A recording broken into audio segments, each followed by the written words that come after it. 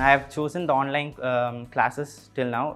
It's been a wonderful experience because they help us fluctuate our timing, flexible. It's mostly flexible. We have the recorded classes. That's helped me a lot because taking multiple papers. And before I joined, I heard about ACCA, but I did not have the confidence to do ACCA because it's a commerce. I come from a science field. My parents also forced me, you can do it, but still I did not have the confidence. And after that, when I got into BCom, I realized this is not what I want. I have bigger goals, I have bigger ambitions, and ACCA is something that provides me that, it's more close where I want to go in life. And I chose ACCA. I saw Lakshya's advertisement, and the faculty has played a big role in my success, in my whatever marks I got. I have experienced a level of education that I have not experienced in my school years or anywhere else.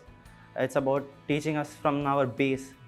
The faculty does not teach them from what they know or what their knowledge base is, but they come into our shoes and let to know our knowledge base and teach according to that. And it has always helped me to score my good marks. They are part of one of my successes.